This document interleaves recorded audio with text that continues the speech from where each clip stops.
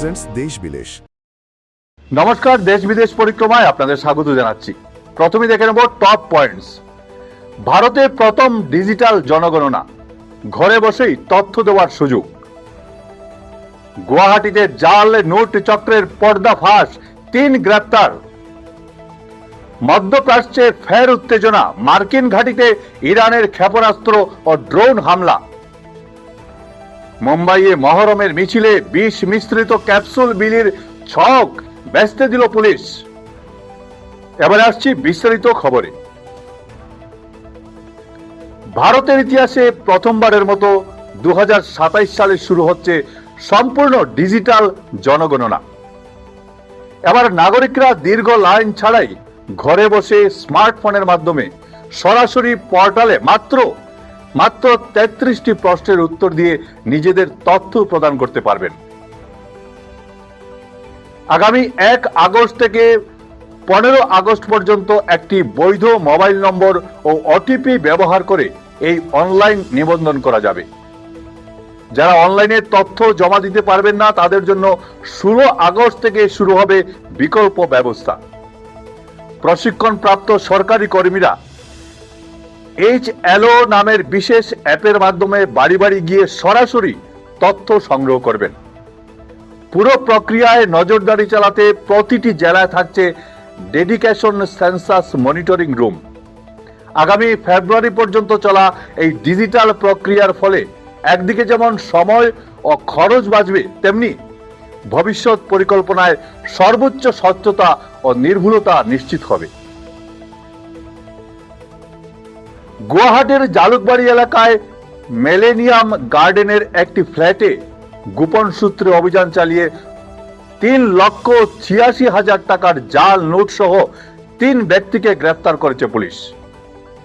ধৃতদের নাম আমানুষ আলী, রহিম মিয়া এবং জেহেরুল হক। ওই ফ্ল্যাটটিতে তারা দীর্ঘদিন ধরে গোপনে জাল নোট তৈরির কারবার চালিয়ে আসছিল। অভিযানের সময় জাল নোট ছাপানোর প্রিন্টার মেশিন, 4টি 4 চাকা গাড়ি এবং 5টি মোবাইল ফোন বাজেয়াপ্ত করা হয়েছে। তবে পুলিশের উপস্থিতি টের পেয়ে এই চক্রের মূল মাস্টারমাইন্ড সাহিল ঘটনাস্থল থেকে পালিয়ে যায়। বর্তমানে পলাতক আসামিকে ধরতে পুলিশ তৎপরতা অব্যাহত রেখেছে। আমেরিকার হামলার বদলা নিতে রোববার ভোরে কুয়েত ও বাহরিনে অবস্থিত মার্কিন সামরিক ঘাঁটিতে ক্ষেপণাস্ত্র ও ড্রোন হামলা চালিয়েছে ইরানের ইসলামিক রেভলিউশনারি গার্ড। শনিবার ইরানের ক্ষেপণাস্ত্র ভান্ডার ও রাডার কেন্দ্রে মার্কিন হামলার প্রতিক্রিয়ায় তেহরান এই পাল্টা আঘাত হেনেছে বলে দাবি করেছে। কুয়েতের সেনাবাহিনী জানিয়েছে তাদের আকাশ প্রতিরক্ষা ব্যবস্থা শত্রুপক্ষের ড্রোন ও ক্ষেপণাস্ত্রগুলোকে চিহ্নিত করে আকাশেই ধ্বংস করেছে।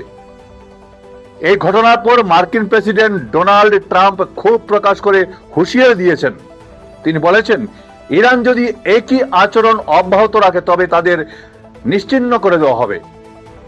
ইতিমধ্যে IRGC যুদ্ধবিরতি লঙ্ঘনের অভিযোগ তুলে কঠোর হুঁশিয়ারি দিয়েছে এবং হরমুজ প্রণালীতে জাহাজ চলাচলের ক্ষেত্রে কড়াকড়ি আরোপের ঘোষণা করেছে।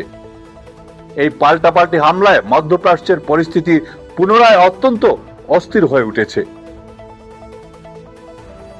মুম্বাইয়ের বাইকুল্লায় মহরমের শোভাযাত্রায় বিষ প্রয়োগ করে গণহত্যার এক ভয়াবহ পরিকল্পনা বানচাল করেছে পুলিশ।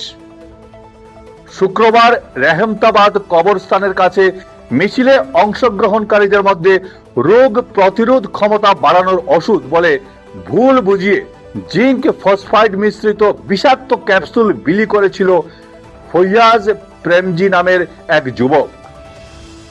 যুবকের কাছ থেকে প্রায় 15,000 বিষাক্ত ক্যাপসুল উদ্ধার হয়েছে। সলমন সৈয়দ সহ অন্তত 11 জন ওই ক্যাপসুল খেয়ে অসুস্থ হয়ে পড়লেও বর্তমানে তারা সম্পূর্ণ বিপদমুক্ত। 3 মহিলা স্বেচ্ছাসেবীর তৎপরতায় সময় মতো পুলিশে খবর দেওয়ায় এবং লাউড স্পিকারে সতর্কবার্তা প্রচার করায় বড়সড় বিপর্যয় এড়ানো সম্ভব হয়েছে। ধৃত ফৈয়াজ বিএবি স্নাতক এবং অতীতে ইরান ও ইরাক সফর করেছে বলে জানা গেছে।